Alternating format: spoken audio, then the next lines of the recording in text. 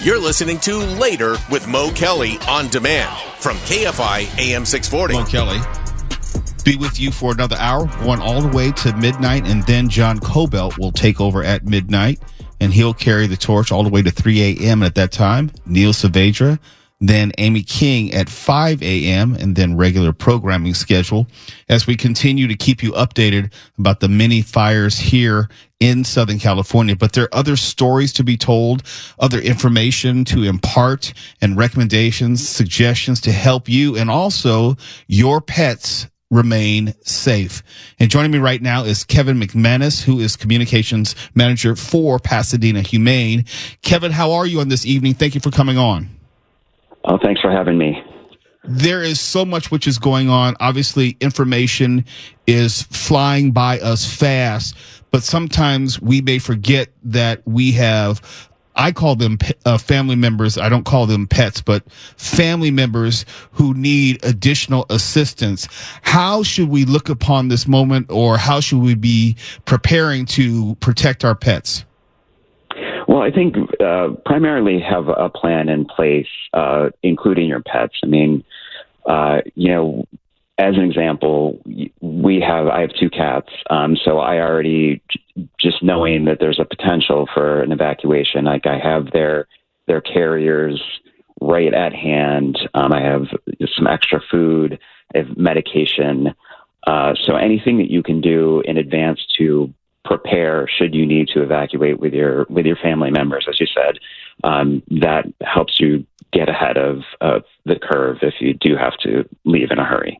I was conflicted today. I have two mini schnauzers, and I want to make sure that they get out and get some exercise. But given the air quality or lack thereof, I wasn't sure whether I would even take them outside, but I know they want to get outside. How concerned should I be given this air quality right about now? You should be very concerned.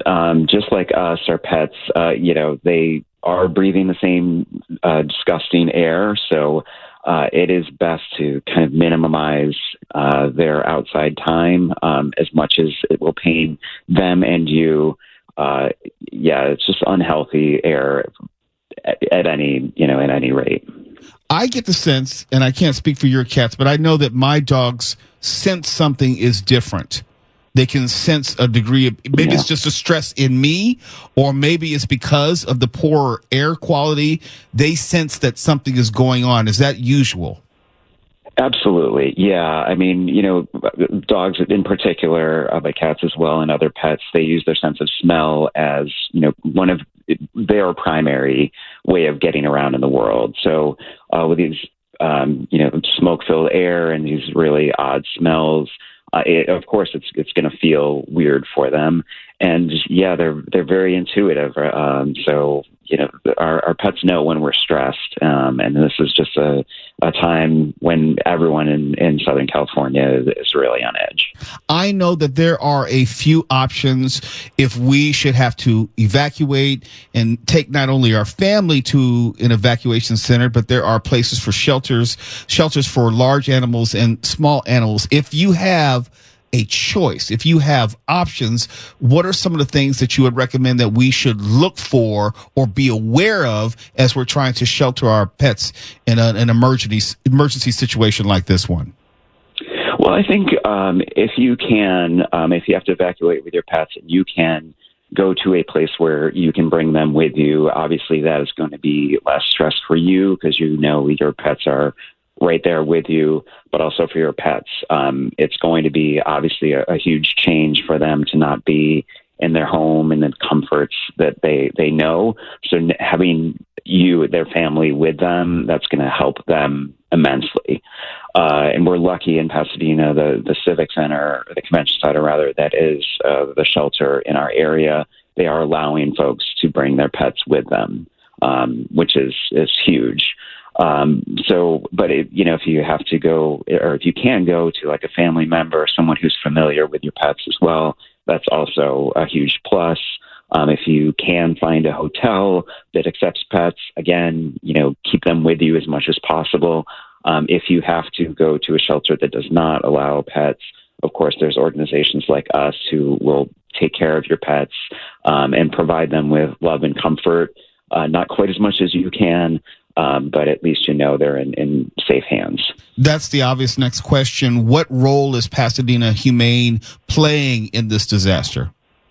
Well, we are the emergency animal shelter for basically the entire area that's been evacuated by the Eaton fire.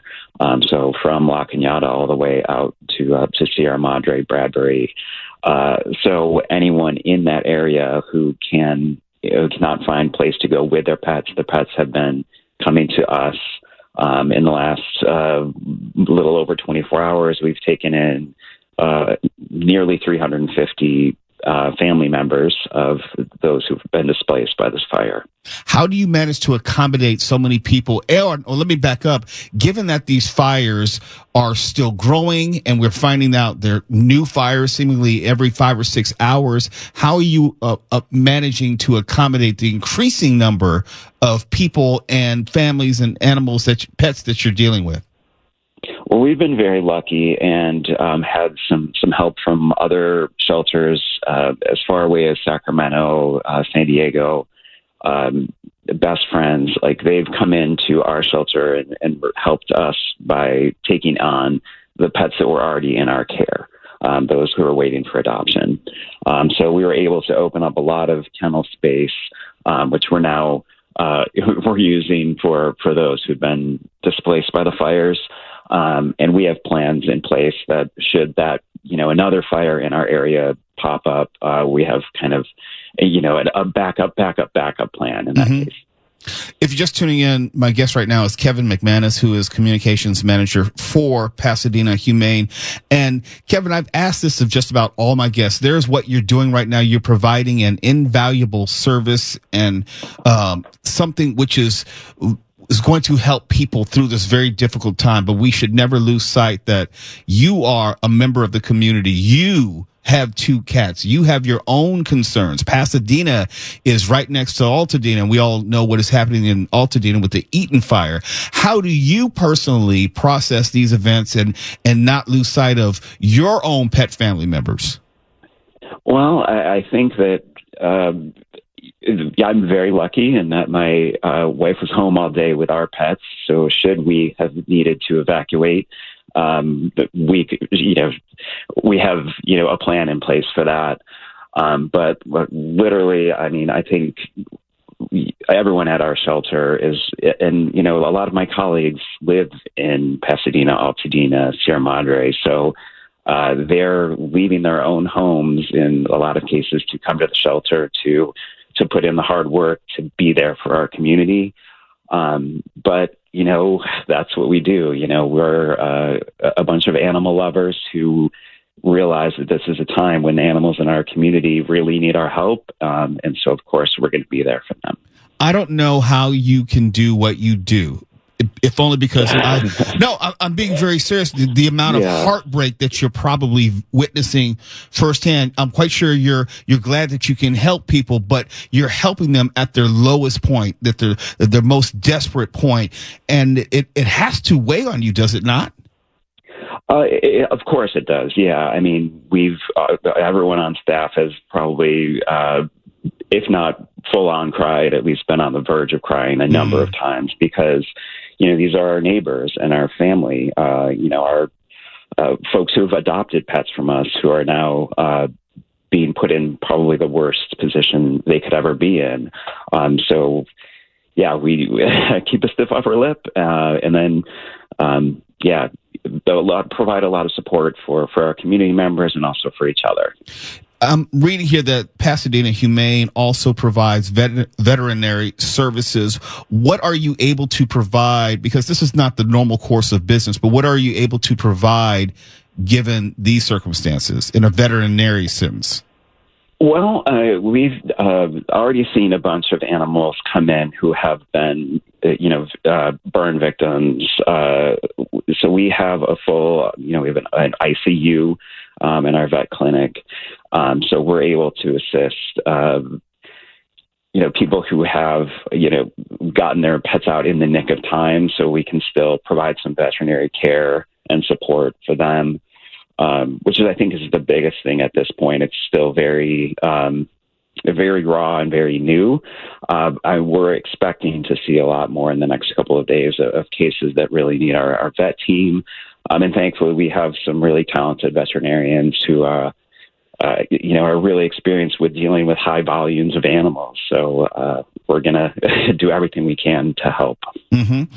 Kevin, I appreciate you giving me this extended time. Just a few more questions before I let you go.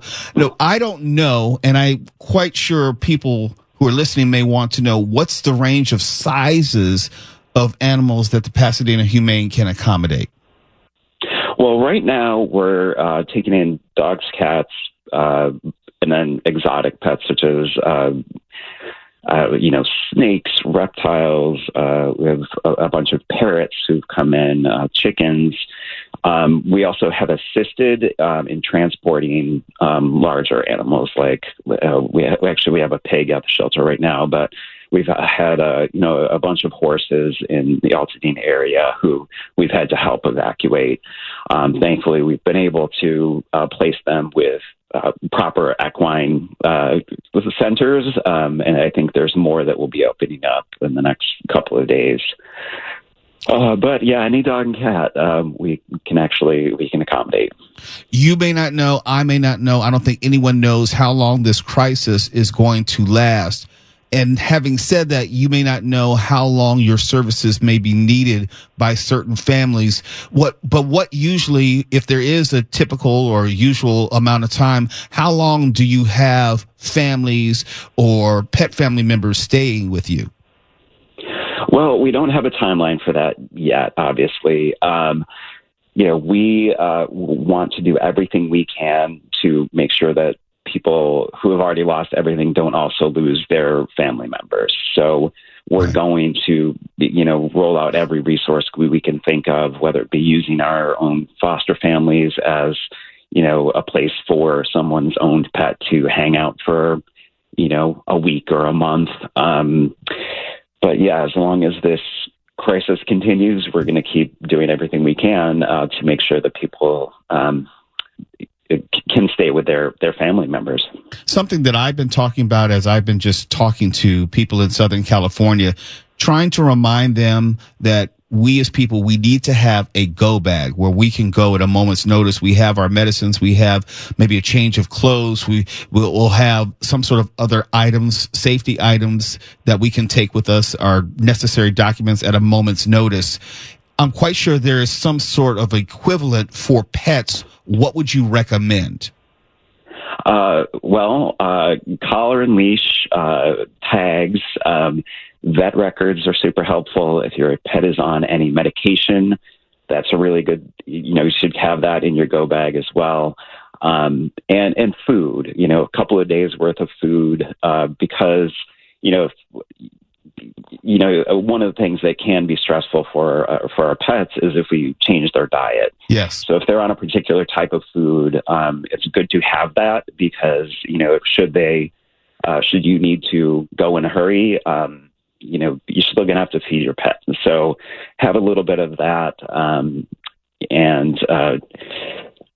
Vet records are also super important because, that's, evidence obviously of vaccinations and everything, but should your vet have any kind of medical conditions, that's really good to have at hand because, a vet, that you may end up going to in a week might not be the same vet you've gone to for years with your pet. So having access to those records is also really important. Well, part of this conversation, before I let you go, is therapy for me because I worry night and day about my mini schnauzers, Riley and Benson, if only because I can communicate with them, but I know that they're stressed out right now and I can't communicate the complexity of this moment.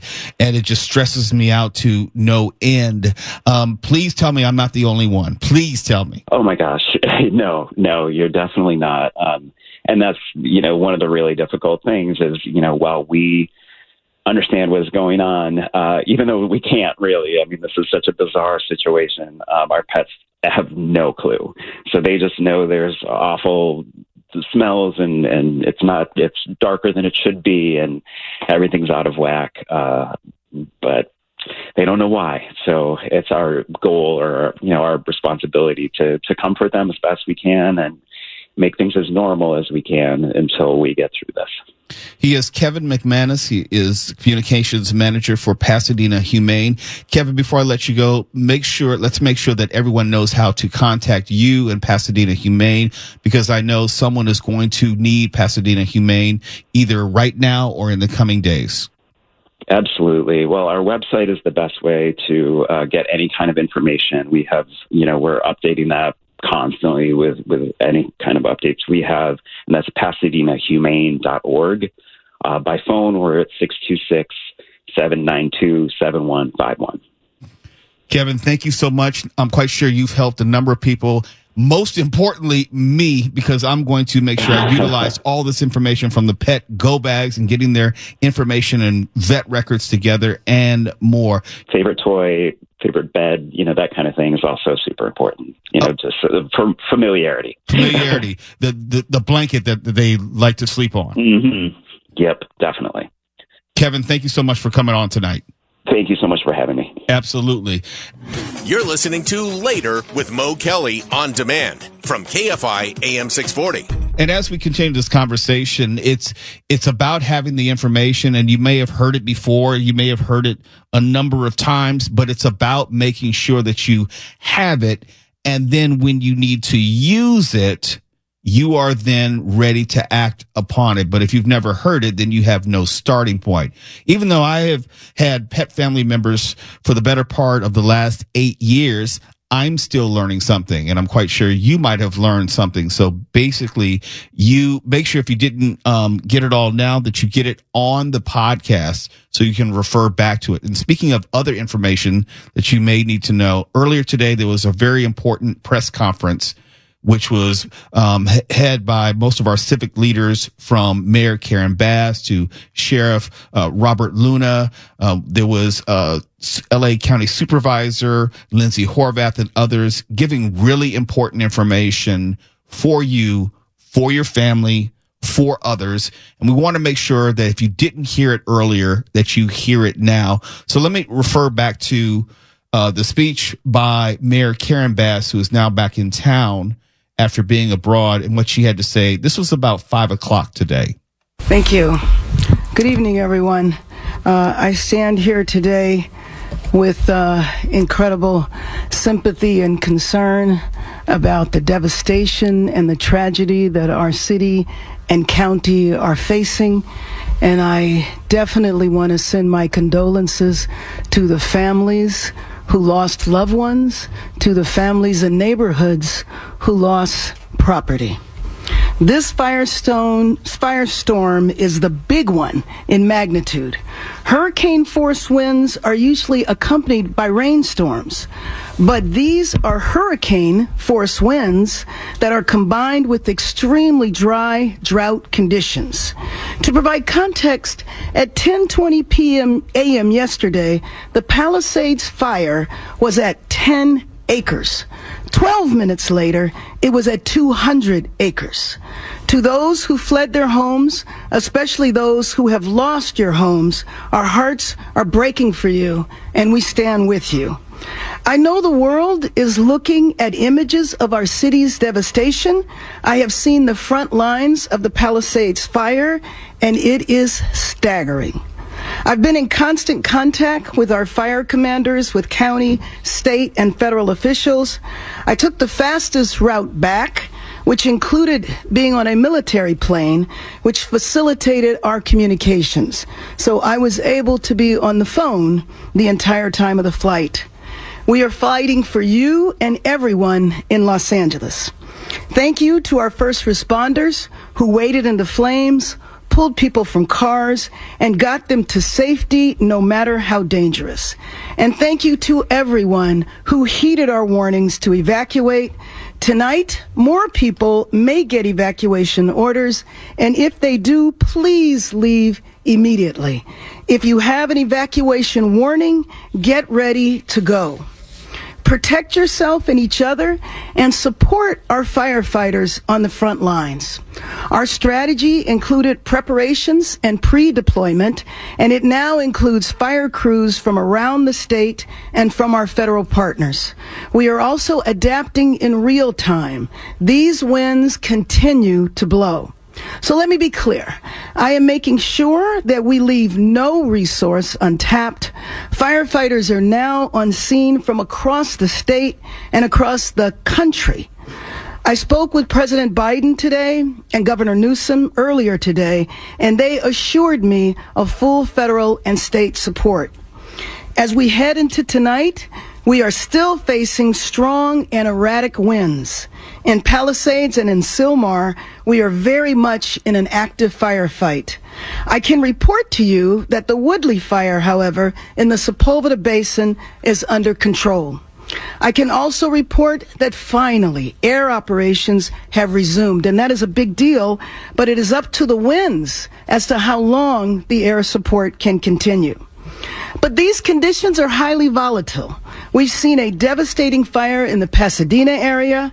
Fires have sparked up in Simi Valley and on the LA and Ventura County line. And as our firefighters do battle on the front lines, all of us must be vigilant. So if you receive an evacuation order, please leave immediately. If you receive a warning, get ready. Protect yourself and protect each other. And don't divert firefighters from our strategy. Signals are out and the roads have debris. So stay off the roads unless you are evacuating or have another emergency. Be prepared, food, water, medicine, a bag packed and ready. Again, this is an active situation. And conserve water to the extent that you can. We want to make sure that we are ready if we need more water. But make no mistake, Los Angeles will rebuild stronger than ever. Right now, if you need help, emergency information, resources, and shelter is available. All of this can be found at URL. Los Angeles, together is how we will get through this. Through the heroism of our firefighters, the vigilance of Angelenos, and the spirit of our city. This is a big moment. It is a big moment for all of us to come together, for Angelenos to be united, for Angelenos to be prepared to help each other. This is who we are. LA will rise, and make no mistake, I am confident that we will rebuild. That was LA Mayor Karen Bass earlier today at a press conference at about 5 p.m. We'll have more and the continuing updates on the fires in Southern California. Actually, the Palisades fire has just been updated to more than 17,000 acres, which have been burned. So we are continuing to watch that to see if there's any degree of containment. I still believe that it's at zero. We are watching that and the other fires, and also the more recently started the Hollywood Hills fire, or the Sunset Fire as they dub it. I think that's now up to 45 to 50 acres. So we'll continue to give you the latest information as we have it. You're listening to Later with Mo Kelly on demand from KFI AM 640. I'm Mo Kelly. I'll be taking you all the way up until midnight, and then John Cobelt. Yes, John Cobelt, who was on from 1 to 4 today, he's coming back to do another 3-hour stint from 12 midnight to 3 a.m. Then Neil Saavedra will pick up for him at 3 a.m., and then Amy King will take over at 5 a.m. We're going to make sure that you are kept informed all the way through the night into the morning, so you don't need to go anywhere. Let me give you some really important information. There's an unsafe water alert, which has been issued in Pasadena, meaning you are not to drink the tap water inside of that evacuation area. The Queen Mary in Long Beach is offering its support to those impacted by the fires. In a statement released earlier today, officials said rooms are available and the tourist attraction is waiving any fees. They're also offering discounts. And for those who are in LA, if you or any loved ones need emergency housing, you can try at airbnb.org. They are providing free short-term housing. And they're partnering with LA County. You can do this through 211. Just dial 211, or you can go to airbnb.org for more information. Again, Airbnb is providing free short-term housing. That's really important because there are a lot of people who are displaced that we've been talking about for the better part of the evening.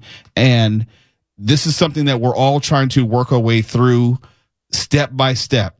And let's say you have been displaced, you're looking for an evacuation shelter. Give you some of that information at El Camino Real Charter High School, 5440 Valley Circle Boulevard in Woodland Hills. There's the Pasadena Convention Center, which is 300 East Green Street in Pasadena. There's the Westwood Recreation Center, 1350 South Sepulveda Boulevard in LA. There's the Richie Valens Recreation Center, 10736 Laurel Canyon Boulevard in Pacoima.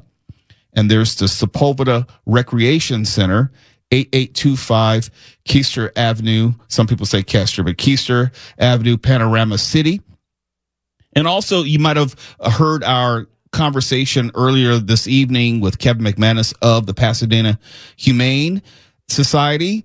And they are taking small animals and some large animals at 361 South Raymond Avenue in Pasadena. There's the Los Angeles Equestrian Center. They're taking large animals, and they're located at 480 West Riverside Drive here in Burbank.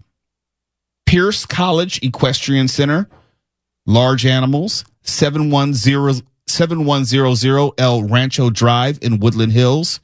There's the Rose Bowl, accepting large animals, 1001 Rose Bowl Drive in Pasadena. Agura Animal Care Center, small animals only, 29525 Agura Road in Agura Hills.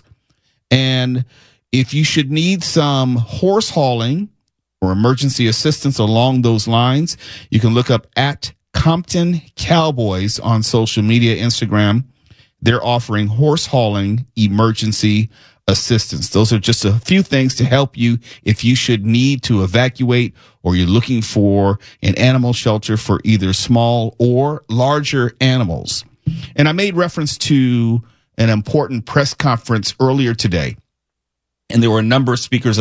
You heard last segment, I replayed the audio from LA Mayor Karen Bass. Sheriff Robert Luna spoke as well. I'll play that in just a moment. But there also were some remarks given by Janice Quinones of LADWP, which you should hear. Thank you and good evening. I'm Janice Quinones, CEO and Chief Engineer of LADWP. In preparation for the windstorm, LADWP activated its emergency preparation plans and filled all 114 available water reservoirs and storage facilities throughout the city, including the 3 1-million-gallon tanks in the Palisades area. We also fuel all our generators serving our pump stations to ensure water will flow out through the emergency. We're working very closely and side by side with LA Fire Department and CAL FIRE in the command post to manage the water supplies. I want to be very clear that the water continues to flow in the Palisades area through our main system. We haven't had any disruption into the water system, but because the winds were severely limited, the air operations, the number of fire hoses connected to the fire hydrants depleted our tanks in the area, specifically in higher elevations. We immediately implemented our contingency plans to provide water trucks to support our firefighters, and our crews are working on how to refill those tanks during this very moment. Conditions for our crew are very hazardous, so we ask for your patience. We have deployed 19 water tankers to continue to provide water to fire departments on the firefighting efforts, and our engineers continue to look at other options to connect our systems and fill those water tanks faster. We're also asking our customers on the west side to conserve water to make sure that we have water available and ready as the winds and the dry conditions continue. And in the Palisade area, because of the fire conditions, there is a boil water notice in effect for SIC code 90272. And the area north of San Vicente Boulevard and to the south. It's not citywide. Again, it's 90272 SIC code. If you want more information about the boil notices, go to ladwp.com for details. In terms of the power restoration efforts, LADWP has requested mutual assistance from Pacific Gas and Electric, and we're also working very closely with Southern California Edison to support each other while we restore power as quickly and safely as possible. As of 5 p.m. today, we have restored power to over 133,000 customers, and we have about 123 customers still out of power. We have 50 customers that have been out of power for more than 18 hours, and we're prioritizing those outages. Based on our current conditions and for the safety of our crews, if your power is out, you should plan for at least 24 hours before our crews can respond to make repairs. If you see a wire down, call 911 or report that to LADWP. Our number is 1-800-DIAL-DWP. Some areas, specifically those in fire areas, will take longer because we got to get clearance from the fire department to come and make repairs. I want to thank PG&E again at Southern California Edison and the Metropolitan Water District for their support in this response.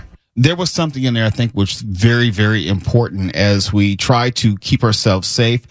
Part of keeping ourselves safe is not just listening to evacuation orders. It's not just following instructions of law enforcement. It's being aware of our surroundings. We know about the power outages. We know that some of the power outages have to do with the fire. Some are preemptive in nature, where they're cutting off the power so the fire does not spread more broadly because of transformers, which may explode.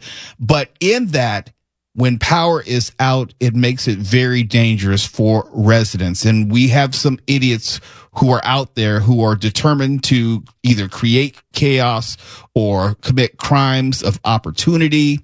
There have been some arrests for looting, which means that you and me and everyone else, we have to be very careful, especially since we have fluctuating power. And as you heard in that clip, if you do not have power, it is likely that it may take at least a day before crews can get to where you are, which means, and we talked about this with Shannon Farron last night when she was evacuating her home, that if you don't have power, it makes more sense to just leave if that is an option. Why? Because it is safer to go somewhere where you have power and you're less likely to encounter any of this random idiocy which may be out there. And at the same press conference where you might have heard Mayor Bass or you heard Janice Quinones of LADWP, Sheriff Robert Luna also spoke about this and how he is planning to deal with any type of criminality, including looting. Other police officers who are working all the impacted areas out there. They're involved in evacuations. They're involved in traffic control, ingress and egress into the area. They're involved in security, which the chief talked about, and I talked about it earlier. We're up to 3 arrests with looting. That is 100% unacceptable. I'm going to repeat it. If you do not belong in these areas, do not go there. We have additional people that we've brought in just to make sure that people's property are left alone. These people have gone through so much. Don't put them through more than they have to go through. And then we're on humanitarian missions. I have deputies dropping off food, blankets, and other things to people who have either been evacuated or who just need somebody to talk to and frankly just give a hug to. Those are the kind of things that we're doing out there. I do want to talk about evacuations. Regarding the Eaton fire, we have over 70,000 of our community members who have been impacted by either evacuation orders and or warnings. The Palisades fire approximately 60,000 who have been impacted by evacuation orders or warnings. As I said earlier, we have called in additional resources, not only for what's in front of us, but looking around the corner, what's next. Both fire chiefs have made it very clear we are not out of danger. There's a lot of work to be done. For me, in my other role as mutual aid coordinator, just to give you an example, as we are not only calling in our resources, we check with other departments, both in the county and outside the county, and we've provided Pasadena Police Department with additional resources, one from the Long Beach Police Department in a mutual aid capacity, and from the Orange County Sheriff's Department. So I'd like to thank those two departments. And that's something we do in law enforcement. Santa Monica's asked for help last night, and we also coordinate and helping with that as well. Chief Maroney mentioned it. Unfortunately, we do have 5 fatalities. And we're praying that number doesn't increase, but there's a lot of work to do. And we'll see what happens there. We are up to 3 looting arrests as we speak. And then the last thing I'd like to leave you with again is earlier I spoke about evacuation warnings, evacuation orders, and a lot of road closures that are taking place in both of these locations. I'm not going to go through them all, but I encourage our community members to go to lacounty.gov/emergency, where you will get updates on those orders, warnings, and road closures. And again, I am really proud of our community overall. Sometimes we talk about the looting and people who aren't listening. I'm going to tell you, 99% of the people are listening, and I think that's why hopefully the injuries and fatalities and all those ugly things will stay down. So thank you to our LA County residents for working with us in partnership. You're listening to Later with Mo Kelly on demand from KFI AM 640. Earlier tonight, you might have heard Tawala Sharp tell the story of his family being evacuated and displaced, and how likely he's going to, if he hasn't already, lost his house. You may not know I want to count maybe 6 people in our iHeartRadio LA family have lost their homes. And Eric Sklar, who is in right now, he is in for someone else who was evacuated at the last second. Yes. So I'm just checking on my KFI family right now. Eric, are you good at this moment? Yes. Luckily, I'm all good. I live in Sherman Oaks. I'm in the flats. I could see smoke in all different directions from where I live, but luckily, I'm not impacted. My parents' house is not impacted. They're in the flats in a different part of the valley. So, we are all good. So the only reason I offer caution is because I used to live in Studio City, and Studio City is literally straight down the street from Sherman Oaks, straight down Ventura Boulevard, how all this could change in a heartbeat. Yeah, well, as soon as the fire that started, it was right behind the Rocco's Bar, right before Laurel Canyon, or right around that area. My phone started blowing up like, oh, are you good? Are you good? And then, I mean, realistically, the past 36 hours, my phone has been blowing up. I was supposed to work the Alter Ego concert for iHeartRadio this Saturday at the Forum. It's unfortunately been canceled, so there won't be a concert on Saturday for Alt 98.7. And there were people from iHeart New York that were coming from the East Coast out to LA to work the show. They were texting me like, "Oh, do you think the show's going to happen? What's happening?" I was like, "Hey, you guys would kind of know more than I would." And then, as far as like the production aspect, but, I was like, the Forum's not really near the fires, but I mean, they're canceling the Kings game at, Crypto tonight. Yes. So obviously iHeart made the decision to cancel the concert, but I mean, it's interesting getting people from other parts of the country hitting you up when usually it's us hitting other people up for hurricanes or whatever happens in other parts of the country. When I started tonight by myself, I sat for an hour with Tim Conway Jr., but when I was solo at around 8 o'clock, I was telling the story of how people, my friends, family from around the country didn't really know what was happening in Southern California until today. And my phone was most busy and active today. Yeah. Like they just found out what was going on because the national media wasn't covering it until today. Well, and realistically, what I've also had to stress to a lot of people is this is not normal fire season. It's January. Right. Like fire season is like September. July, August. Late September. Yeah. September, October, maybe November, but never January. We usually would have some precipitation right about now. You Usually. would think. And so I just got to make sure I check on my KFI family. Mark Ronner, you live in an area, I should say you come to work in a similar direction as Tawala. So I have to make sure that you and your loved ones are okay. There was one not far from me, the Woodley fire, but that was put out as far as I understand, and that's no longer an issue. But I've been texting at home, nagging everybody, put some stuff together just in case. Right.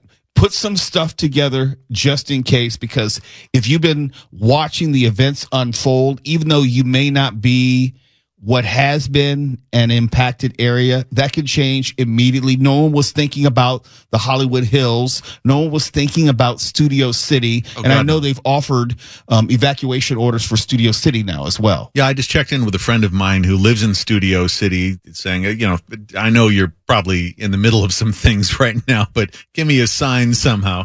He's fine. Meanwhile, I'm telling the people at home, save my old movie posters.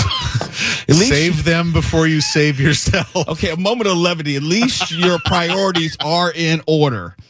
But I've been in constant communication with my wife, and Eric was talking about how they canceled an event at the Forum. The NFL has said, at least at this point, they plan to go ahead with the Rams game on Monday night at SoFi. The last I checked, there was still a game scheduled for tomorrow night, and I don't have it in front of me, but I think it was something at crypto.com.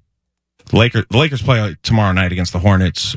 Yeah, that's it, and it hasn't been rescheduled yet. They canceled the one tonight, or at least postponed it. Well, but as far as I know, that one's still on the schedule. But that's up to probably the league. Now, the NHL made the call for the Kings game tonight. The NBA will have to make the call for the Lakers game tomorrow night, and the NFL is making the call for the Rams game on Monday night. I hate to be a wet blanket, but maybe read the room. The room is on fire. Maybe, but it's always about money, and they're going to wait till the very last second. Duke of Sports, I know you probably have a thought about this. Well, I was going to say, it's not like they're going to cancel the game. They'll move it. They said they're going to move it to Arizona where the Cardinals play if they need to move it. But my thing is if they move it, that means the Rams lose home field advantage. Yes. In a very selfish sports sense, yes, they would. And yes, and that would impact me and you as Rams fans until the absolute end. But I was talking about this with Tim Conway Jr. I usually use that as a yardstick of how serious things are, because these sports leagues will not cancel, postpone, move anything unless they absolutely have to, going back to COVID. So when they start canceling, postponing, moving venues, it's serious. Well, and the NHL said, I believe in their statement, that it was out of respect for the families of the players, the arena workers, the people in the executive branch of like the franchise and all of that. The front office, that's the word I was looking for, the front office.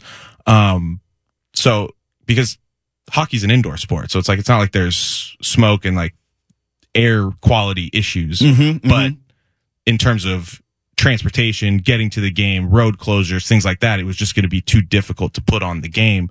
So I can see how the NFL will probably end up moving it if the fires, God forbid, get worse. Yeah, and if you've never been to SoFi, and Eric and I have been to SoFi a number of times, it's kind of a closed stadium. Right. In other words, it has a roof, but it's an open air stadium where the side of the stadium is open. I'll never forget the college football championship that was played at SoFi a couple of years ago, and it was raining that night, and people in the 500s level were literally getting rained on because of the open sides that SoFi has. Even though, yes, there is a roof, it is not technically a full domed stadium. Right. It's translucent. Maybe water won't come in the top, but if it's raining, it'll come in the side. It definitely will come in the side. But Yes, I'm watching these professional sports leagues to see what they do, and that will tell me how seriously they're taking these fires. Because remember, when we started yesterday morning, we were only dealing with the Pacific Palisades fire. And I'm not trying to in any way diminish the severity of it. But as far as our approach and expectation, it was just Pacific Palisades.